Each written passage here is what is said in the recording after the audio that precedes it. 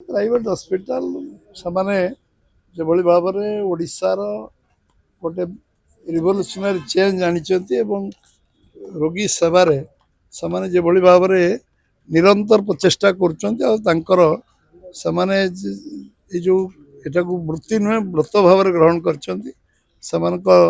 आज association meeting रे आम उपस्थित थी समस्या भी शुणुलु एवं जहाँ जहाँ समस्या समाधान राज्य सरकार करेंगे और जो निष्ठार काम कर निष्ठा सहित आगामी दिन में कम करूँ एवं लोक सेवा हूँ सबुठ बड़ परम धर्म एवं से सेवा कार्य कर सुजोग भगवान समस्त को दिखती से सुजोग देते निश्चित भाव में से कार्य सफलता अर्जन करेंगे जगन्नाथ को प्रार्थना कर आज जो परिमाण मेडिकल साइंस इम्प्रूवमेंट हो डेभलप कर आम ओडिशा पछर नहीं आगे अच्छी ओडिशार जीनियस डॉक्टर सारा विश्व में प्रसिद्धि लाभ कर भारत वर्ष तो प्रसिद्धि लाभ कर सबु बड़ बड़ हॉस्पिटल मानक ओडिशार सुख्याति और सुनाम अच्छी Cuttack medical Brahmapur medical Burla medical जो मैंने जाइछन्ति समाने सारा विश्व में भारत वर्ष में नाम कमई आज प्राइवेट हॉस्पिटल से भली योग्य लोक मान स्थानित कर चिकित्सा सुविधा लोक अधिक अधिक मिलू से चेष्टा कर सर आयुष्मान कार्ड योजना बाहरला परे बहुत रोगी प्राइवेट मेडिकल जाइछन्ति किंतु उचित परिमाण से ट्रिटमेंट मिलनी से हारासमेंट होइछन्ति सर कोना कोठी आहा परे सेमानकु उपयुक्त चिकित्सा मिलिबो तो सर नहीं नहीं ये आयुष्मान रे चिकित्सा रिव्यू रेगुलर मुख्यमंत्री नौचन्ति स्वास्थ्य मंत्री नौचन्ति जोटी किछि इबट होउछि ताको समाधान करिवा पई चेष्टा होइछि आज दिन तो आउ कोनोसी प्रकार समस्या नहीं मु कहबी आयुष्मान योजना लोक पार पहुँची समस्ते चिकित्सित होती प्राइवेट हॉस्पिटल गले चिकित्सित होवार किसी असुविधा नहीं आउ जोटा जो मैंने जदि कौटी थी कौन समस्या थी सजेसन देले सरकार ताकू उचित पदक्षेप नहीं पारे सेमती किसी समस्या कार हो तो doctor Harish Mishra president private hospital association of Odisha आज सब प्राइवेट हॉस्पिटल एसोसिएशन आम गोटे एनुअल मीटिंग होची जोठी आम सब हॉस्पिटल एसोसिएशन ओनर माने हॉस्पिटल ओनर माने गोटे निजर गेट टुगेदर हुए सब हॉस्पिटल स्टाफ माने आसंती स्टाफ मान बेसिक नर्सिंग ट्रेनिंग आउ एडवांस नर्सिंग ट्रेनिंग ये सब जिनस थाए एवं आमर जहाँ सब असुविधा सब थाए सेगुड़ा सब आम डिस्कसन करूँ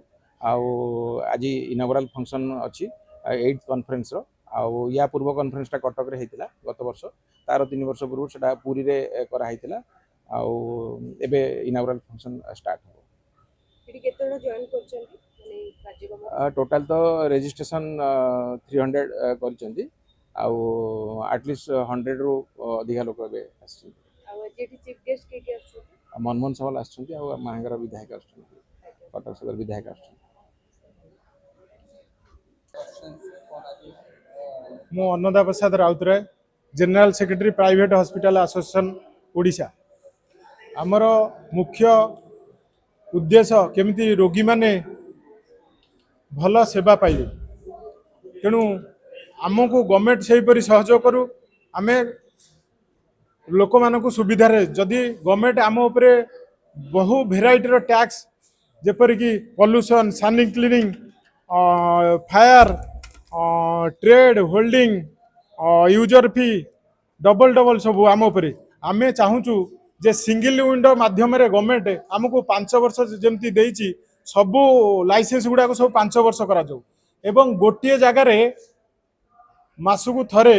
गोटे जगार बसी जो लाइसेंस होउची सिंगल विंडो माध्यम रे आमको लाइसेंस दिया जाए जहा फल रे आम एते कष्ट पड़िबनी आमे सुरुखुर रे लाइसेंस पाई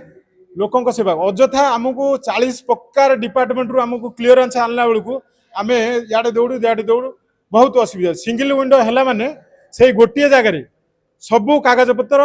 जेते पैसा डिपोजिट हो गवर्नमेंट पैसा सब गोटे जगार डिपोजिट हम और सिंगल विंडो माध्यम रे आमे सर्टिफिकेट प्राप्त कर पारिबु आजिर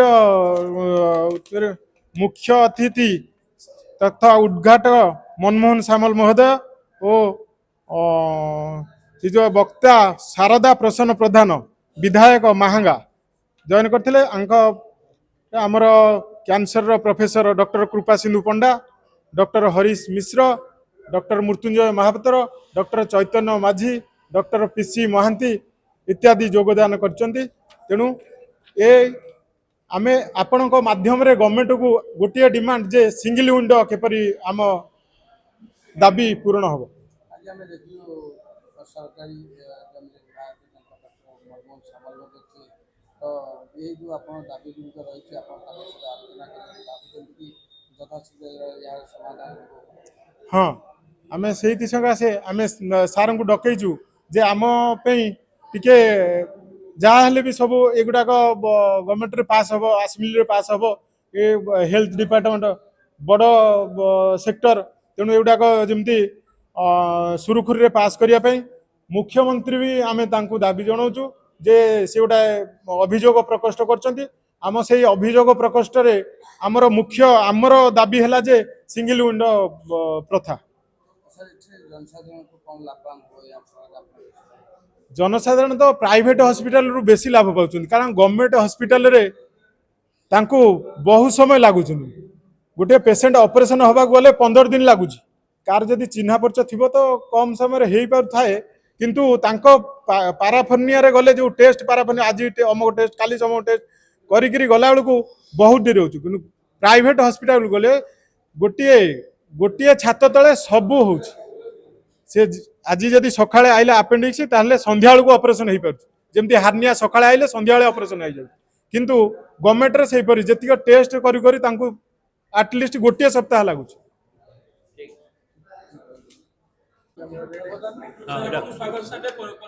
हाँ doctor Prabhas Chandra Mahanti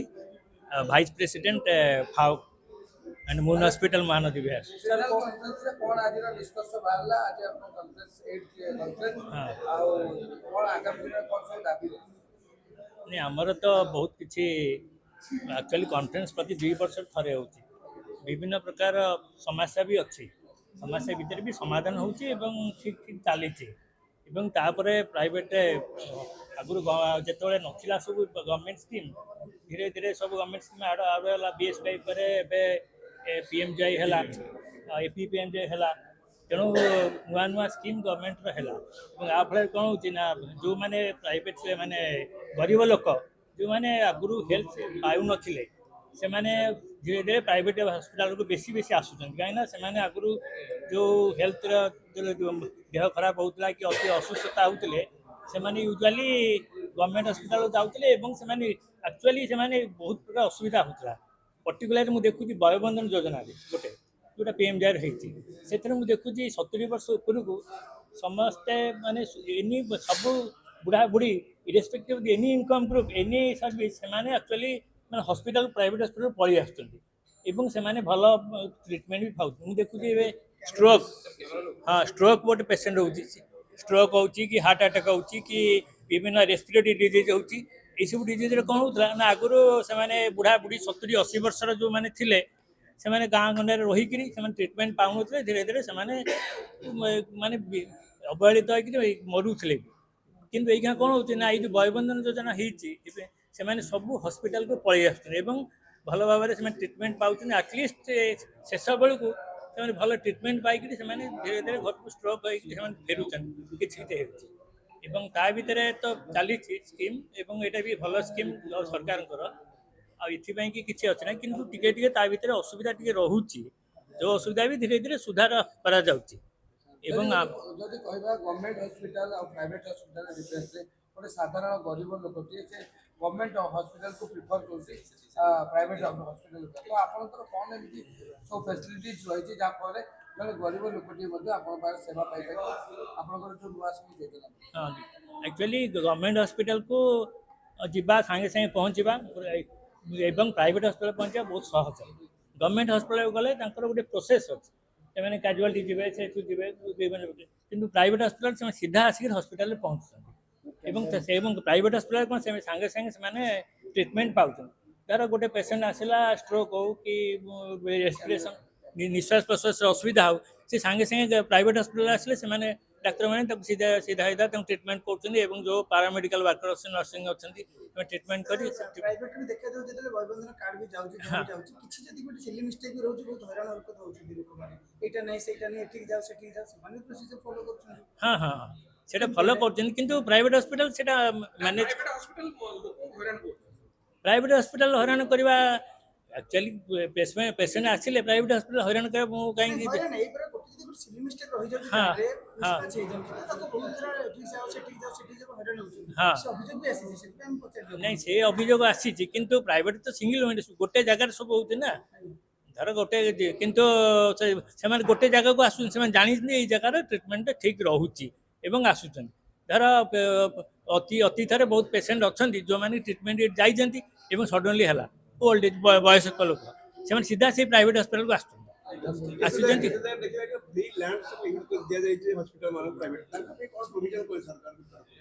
free land ଯେଉଁ ଦେଇଛନ୍ତି ସେ ବିଷୟରେ ମୁଁ ଏତେ ନୁହଁ, ଏବଂ ସେଥିପାଇଁ ତାଙ୍କ ପାଇଁ ଗଭର୍ଣ୍ଣମେଣ୍ଟ ବି ତାଙ୍କ ସେ ହସ୍ପିଟାଲ ମାନେ ବି ଏତିକି ପରସେଣ୍ଟ ଅଫ୍ ଦି ବେଡ୍ ଭ୍ୟାକାଣ୍ଟ ହେଉଛି। ଏବେ ତ ଧୀରେ ଧୀରେ PMJ ହେଲା ପରେ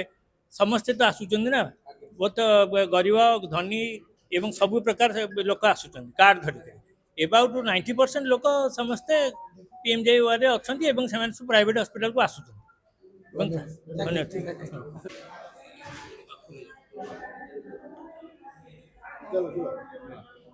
ସାର୍ ଆପଣଙ୍କୁ ସ୍ୱାଗତ, ସାର୍ ପରିଚୟ ଦିଅନ୍ତୁ। ମୁଁ ଡାକ୍ତର ସୁବ୍ରତ ଜେନା, ମୁଁ ଅଶ୍ୱିନୀ ହସ୍ପିଟାଲ ଗ୍ରୁପର ଚେୟାରମ୍ୟାନ୍। ଆଜିର ଏହି ସଭାରେ ମୁଁ ଜଣେ ବିଶିଷ୍ଟ ବକ୍ତା ହିସାବରେ ଯୋଗ ଦେଉଛି ଏବଂ ଯୋଗ ଦେଇ ଆମର ପ୍ରାଇଭେଟ ଘରୋଇ ଯେଉଁ ସ୍ୱାସ୍ଥ୍ୟ ପ୍ରତିଷ୍ଠାନ ମାନେ ଅଛନ୍ତି ସେମାନଙ୍କର ସମସ୍ୟା ବିଷୟରେ ଆଲୋଚନା କରୁଛୁ। ଆୟୁଷ୍ମାନ ଭାରତରେ ଆମେ ଯେଉଁ ପ୍ରକାର ସ୍ୱାସ୍ଥ୍ୟ ସେବା ଯୋଗାଇ ଦେବାରେ ସମର୍ଥ ହୋଇଛୁ, ବର୍ତ୍ତମାନ ଲୋକଙ୍କର ଆଉ ପଇସା ନଥିଲେ ପକେଟରେ ଯେ ଚିକିତ୍ସା ହେଇପାରିବନି ସେଇଟା ବନ୍ଦ ହେଇଯାଇଛି। ତା ଛଡ଼ା ଏତେ ହସ୍ପିଟାଲ ପ୍ରାଇଭେଟ ହସ୍ପିଟାଲ ଆମର ସ୍ୱାସ୍ଥ୍ୟ ସେବା ପାଇଁ ଯୋଗଦାନ କରିଛନ୍ତି, ଯେଉଁଟା କହୁଛନ୍ତି ଆମେ ପବ୍ଲିକ ହସ୍ପିଟାଲ ସାଥିରେ ଯୋଡ଼ି ହେଇ ଗୋଟେ ନମୁନା ତିଆରି କରିପାରିଛନ୍ତି। ଏଇଟା ହେଉଛି ଯେଉଁଟା ହେଉଛି ପବ୍ଲିକ ପ୍ରାଇଭେଟ ପାର୍ଟନରସିପ୍, ଯେଉଁଥିରେ ଆମେ କହୁଛୁ ଯେ 60ରୁ 70% ସ୍ୱାସ୍ଥ୍ୟ ସେବା ଆମେ ଖାଲି ଘରୋଇ ଅନୁଷ୍ଠାନ ମାନେ ଯୋଗାଇ ଦେଇପାରୁଛୁ। ସୋ ଆପଣମାନେ ଜାଣିଥିବେ ଯେତେବେଳେ କୋଭିଡ଼ ଆସିଥିଲା କେମିତି ସରକାରୀ ଅନୁଷ୍ଠାନ ମାନଙ୍କ ସାଥିରେ ପ୍ରାଇଭେଟ ଅନୁଷ୍ଠାନ ମାନେ ଯୋଗ ଦେଇ ସେଇ ସମସ୍ୟାରୁ ମୁକୁଳିଲୁ ଆମେ। ଆଗକୁ ମଧ୍ୟ ଏଇଭଳି ପବ୍ଲିକ ପ୍ରାଇଭେଟ ପାର୍ଟନରସିପ୍ ଚାଲୁ ରହିଲେ ଆଉ ସ୍ୱାସ୍ଥ୍ୟ ସେବା କ୍ଷେତ୍ରରେ କୌଣସି ପ୍ରକାର ଅବହେଳା ହେବ ନାହିଁ। ତେବେ ଗୋଟିଏ କଥା ଯେଉଁଟା ଆଜିର ଆମର ବିଚାରରେ ଥିଲା ଯେ ଗୋଟେ ଯେଉଁ ହସ୍ପିଟାଲ ଇଜ୍ ନଟ୍ ଆନ୍ ଇଣ୍ଡଷ୍ଟ୍ରି, ଏଇଟା ଗୋଟେ ଶିଳ୍ପ ନୁହେଁ, ଏଇଟା ଗୋଟେ ସେବା ପ୍ରଦାନକାରୀ ସଂସ୍ଥା। ସେଥିପାଇଁ କି ଆମେ ଚାହୁଁଛୁ ଯେ ଏଟାକୁ ଶିଳ୍ପ ପାଇଁ ଯେଉଁ ପ୍ରକାର ସବୁ ଲିମିଟେସନ୍ସ ରହିଛି, ଲାଇସେନ୍ସିଂ ରହିଛି, ପରମିସନ୍ସ ରହିଛି, ସେଗୁଡ଼ିକୁ ଏଥିରେ ନ ଲଗାଯାଇ ୟା ପାଇଁ ଗୋଟେ ସିଙ୍ଗଲ ୱିଣ୍ଡୋ ମାଧ୍ୟମରେ ସବୁଯାକ ଲାଇସେନ୍ସ ଯଦି ବନ୍ଦୋବସ୍ତ ହେବ ଆଉ ବେଶୀ ଲୋକ ଅଧିକ ଅନୁଷ୍ଠାନ ଆସିବେ ଏଥିରେ ସେବା ପ୍ରଦାନ କରିବା ପାଇଁ କି। ସେଥିପାଇଁ ଆମେ ଆଜି ପ୍ରଦେଶର ସଭାପତି ବିଜେପି ସଭାପତି ଯେ ଆସିଛନ୍ତି ତାଙ୍କୁ ଆମେ କହୁଛୁ ଯେ ଗୋଟେ ଲାଇସେନ୍ସିଂର ବା ପରମିସନ୍ ଆଣିବାର ଗୋଟେ ସରଳୀକରଣ କରାଯାଉ। ସାଧାରଣ ଲୋକଙ୍କର ଆଦ୍ୱାରା କ'ଣ ଫାଇଦା ହେବ? ଦେଖନ୍ତୁ, ବହୁତ ଲୋକ ସେବା ପ୍ରଦାନ କଲା ବେଳେ ଖୋଲା ମନରେ କରିପାରୁନାହାନ୍ତି। ମୋର ଗୋଟେ ଲାଇସେନ୍ସ ନଥିବ ଯେଉଁଟା ମୁଁ କରିବାକୁ ପ୍ରସ୍ତୁତ କିନ୍ତୁ ମୋତେ କରିବା ପାଇଁ କଷ୍ଟ ହେଉଛି। ସେମିତି ବହୁତ ଲୋକ ଅଛନ୍ତି, ବହୁତ ଡାକ୍ତର ଅଛନ୍ତି, ବେଳେବେଳେ କେତେଜଣ ଡାକ୍ତର ମିଶି ଗୋଟେ ହସ୍ପିଟାଲ କରିବାକୁ ଚାହୁଁଛନ୍ତି, କିନ୍ତୁ ଏଥିରୁ ଟିକେ ଡରି ଯାଉଛନ୍ତି, ଭୟ କରିଯାଉଛନ୍ତି ଯେ ମୁଁ ପ୍ରାୟ ଯେଉଁ 30-40ଟି ଲାଇସେନ୍ସ ଅଛି ବା ପରମିସନ୍ ଅଛି ଆଣିପାରିବି ନାହିଁ। ତାଦ୍ୱାରା ଡେଫିନେଟଲି କେଉଁଠି ନା କେଉଁଠି ଆମେ ସେବା ପ୍ରଦାନରୁ ନିବୃତ୍ତ ରହିଯାଉଛନ୍ତି। ଯଦି ଏଟାକୁ ଏନକରେଜ୍ କରାଯିବା କଥା ତାହେଲେ ଆମମାନଙ୍କୁ କହିବାକୁ ସୁବିଧା କରିଦେବାକୁ ପଡ଼ିବ ଯେ କେମିତି ସବୁଗୁଡ଼ାକ ଜିନିଷ ସୁବିଧାରେ ଆପଣମାନଙ୍କୁ ମିଳିବ। ସମସ୍ତେ କରିବାକୁ ଚାହୁଁଛନ୍ତି, ଆମେ କେହି ସେ ଲାଇସେନ୍ସ ନ କରିକିରି କାମ କରିବାକୁ ଆମେ ରେଜିଷ୍ଟ୍ରେସନ୍ ହେବ, ଲାଇସେନ୍ସିଂ ହେବ, ଫାୟାର ଲାଇସେନ୍ସ ମିଳିବ, ପଲ୍ୟୁସନ୍ କଣ୍ଟ୍ରୋଲ ଲାଇସେନ୍ସ ମିଳିବ, ଫୁଡ୍ ଲାଇସେନ୍ସ ନେବୁ, ଫାର୍ମାସି ଲାଇସେନ୍ସ ନେବୁ, କିନ୍ତୁ ଏ ସବୁଗୁଡ଼ାକ ବୁଲି ବୁଲି କରିବା ପାଇଁ ଗୋଟେ ଡାକ୍ତର ବା ଡାକ୍ତର ଗୋଷ୍ଠୀ ଡରି ଯାଉଛନ୍ତି ଯେ ଏତେ କାମ ମୁଁ ଯଦି କରିବି ମୁଁ ସେବା ପ୍ରଦାନ କେତେବେଳେ କରିପାରିବି। ମୋତେ ମୋ କାମରୁ ସମୟ ବାହାର କରି ଏଇଟା ଯଦି କରିବାକୁ ପଡ଼ୁଛି ବର୍ଷ ବର୍ଷ ଧରି ଟାଇମ୍ ଲାଗିଯାଉଛି। ଆପଣମାନେ ଜାଣିଥିବେ 2015ରେ ଗୋଟେ ବଡ଼ ସମସ୍ୟା ସୃଷ୍ଟି ହେଲା। ଫାୟାର ରୁଲ୍ସ ନଥାଇ ସରକାର କହିଲେ ଫାୟାର ଲାଇସେନ୍ସ ନଦେଲେ ଆପଣମାନେ ରେଜିଷ୍ଟ୍ରେସନ୍ ପାଇବେ ନାହିଁ। ଆମେ ଯେତେବେଳେ ଗଲୁ फायर ऑफिस को आम जान फायर रूल ना ओडार फायर रूल 2017 है कि 15 मसीह रजिस्ट्रेशन बंद कर दिगला से आम कहलु केमी आपण मैंने मागुंट आम लाइसेंस क्या कंप्लाई करूँ आम फायर रूल तो ना क्लिनिकल एस्टाब्लिशमेंट मेडिकल इंस्टीट्यूशन कौन से रूल नाला तेणु एगुड़िक आस्ते आस्ते आस्ते आस्ते यही आसूची ଆମର ମୁଖ୍ୟ ଲକ୍ଷ୍ୟ ଆଜିର ଆଭିମୁଖ୍ୟ କ'ଣ ଏ ଯୋଉ ପ୍ରୋଗ୍ରାମର ମୁଖ୍ୟ ଆଭିମୁଖ୍ୟ କ'ଣ मुख्य आभिमुख्य आम टे तर्जमा करवा आत्मविश्लेषण करवा लोक मैंने बेले बेले घरोई शिक्षा अनुष्ठान मानू आंगुठी देखा कहीं देखा आम भितर कौन कमी रही जाऊँगी कौटी भूल बुझामणा रही जाऊँगी आम तो पैसा मागुना बर्तमान आयुष्मान भारत में पैसाटा तो सरकार दौरान तथापि कहीं मझे मझे आमर मीडिया भाई मैंने कहते देखो अमुक जगह एमती एमती हैरान करदेला ଘରୋଇ ହସ୍ପିଟାଲରେ ବହୁତ କମ୍ପ୍ଲେନ୍ ଆସିଛି एग्जैक्ट କିଏ ଗୋଟେ କିଡନୀ ପେସେଣ୍ଟ କାର କ୍ରିଏଟିନିନ୍ ବଢିଛି ୟୁରିଆ ଏସିଡ୍ ବଢିଛି ତାକୁ ଡାଇଗ୍ନୋସିସ୍ ମିଳୁନି ତାର ଅପରେସନ କେସ୍ ତାକୁ ନାହିଁ କି ତାର ଏମଆରଆଇ ଏକ- କରିବା ପାଇଁ ଚାହୁଁଛି ଏମଆରଆଇ तार ମେସିନ୍ एकमात्र कारण हूँ आम पाखे यथेष्ट स्वास्थ्य सेवा जोगाइबा कि तैयारी होई नहीं आम बहुत दरकार हो ଏବେ ଆମେ ଆମେ ଯେତେବେଳେ- ଯେତେବେଳେ ଆଜି ଯୋଉ ଆଲୋଚନା ହେଲା आलोचना है कि आम जदि आप सरलीकरण करेंगे परमिशन मांगे आम बेसी बेसी शिक्षा अनुष्ठान खोली पार एसब जिन रही कौन हम गोटे जगह खाली आखि डिपार्टमेंट काम है गोटे जगह खाली किडनी डिपार्टमेंट काम है एमती जब कर समस्ते ଆହୁରି ବ୍ୟାପକ ହବ व्यापक हम और समस्त सुविधा पाइबे ଭେରି ସୁନ୍ ସେଟା ହଉଛି ତ हाँ हम भावुँ जल्दी हम Thank you, sir.